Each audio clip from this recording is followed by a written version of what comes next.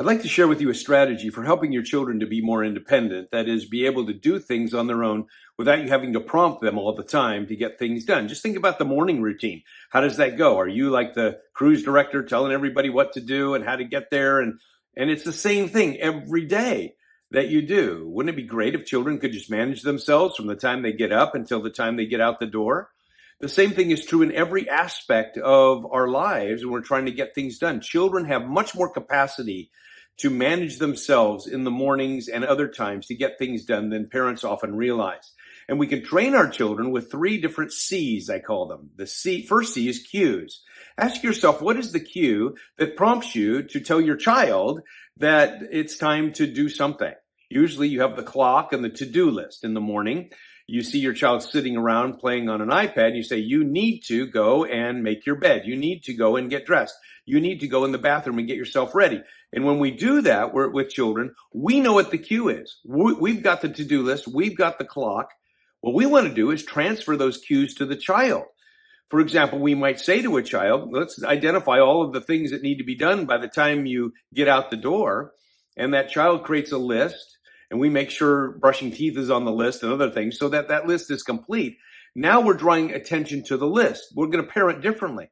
We're going to say, bring me the list or report into me about the list instead of telling them all the individual things. We're teaching children how to be independent by identifying the cues. Do you know what the cue is for most children to get things done in the morning? It's the parent.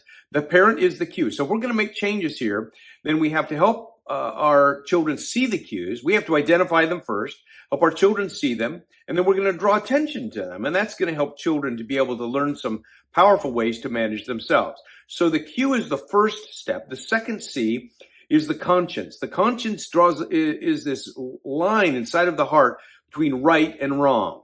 And when we strengthen the conscience and we practice conscience work, then children learn how to be internally motivated to do what they need to do. So we're going to parent differently. Bring me the list. What do you need to do next? And we talk to them. Let's see if you can get through your whole routine in the morning without me having to prompt you. And then you report to me at the end and tell me, here's what I've done. So the accountability that comes by reporting in is strategic. It helps strengthen this sense of conscience because children are doing what they need to do and moving forward in that direction. And of course, this brings us to the third C, which is character. And character is this pattern of thinking and acting in response to a challenge. That's how I define character. And so character is this tool that's developed inside of us that shows us the pattern we need to have in order to move forward. Not just to listen, but to do something about it. I like what James says about the Bible when it talks about listening. It says, do not merely listen to the word and so deceive yourselves. Do what it says. Anyone who listens to the word but does not do what it says is like someone who looks at his face in a mirror, after looking at himself, goes away and immediately forgets what he looks like. But whoever looks intently into the perfect law that gives freedom and continues in it, not forgetting what they have heard, but doing it, they will be blessed in what they do. That's James chapter 1, verses 22 to 25. Now that's talking about listening to God's word. But the same thing is true when we're listening to parents.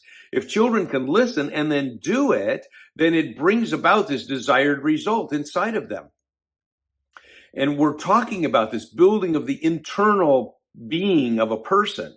So I would encourage you to look for the cues that prompt you to tell your child to do something and then encourage them with different words to start identifying the cues themselves.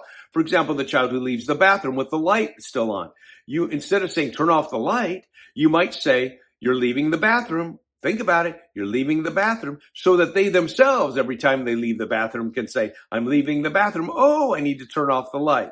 This idea of the 3 C's, the cues, the conscience, and the character, can help you to develop more independence in your children so that they can respond by seeing what needs to be done and doing it in life.